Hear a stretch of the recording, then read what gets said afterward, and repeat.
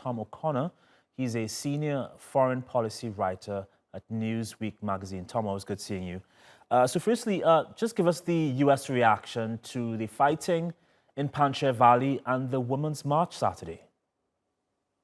Absolutely. So one thing that Biden has said consistently in his messaging is that he's putting human rights at the forefront of his agenda. So certainly things like women's rights in Afghanistan is something that the U.S. is always going to sympathize with. But sympathizing and actually doing something are two very different things. And right now, it looks like the Biden administration seeks a very hands-off approach to the internal situation in Afghanistan until some sort of government is formed. So when it comes to the Panjshir situation, the Pentagon spokesperson a few days ago had made it very clear that the U.S. military mission in Afghanistan is over. So despite the National Resistance Front's their appeals for support, the U.S. does not seem to be, or any other country seems to be answering that right now.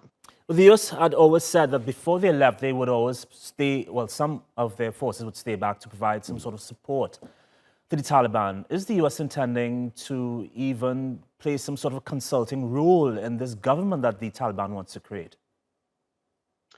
Well, right now, the Taliban is sort of, was pursuing talks up until last week on two different fronts. The first front is in Doha, which is still ongoing now, and the Taliban is talking to U.S. officials. They're talking to Chinese. They're talking to various officials from countries, including India as well. And right there, that's the Taliban's opportunity to present to the world, that it can be convinced, that the world can be convinced that it will be this new Taliban. And they have a great PR campaign. They're answering all the right questions, but can they enforce is the question. The Taliban's goal right now in Doha is that, and of course the Panjshir talks, which fell through, and now that has led to the current fighting in the province. And of course, we know the U.S. airlift from Kabul airport has ended, but there are still Americans in Afghanistan. What's the U.S. doing to get them out?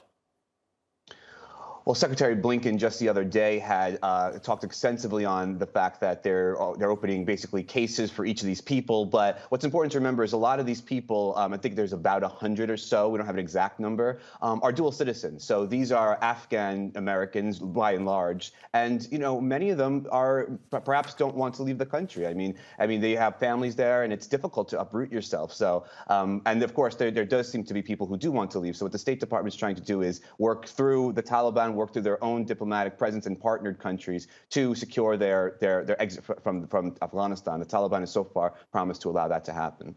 All right, Tom O'Connor at Newsweek magazine, once again, thank you. Always a pleasure.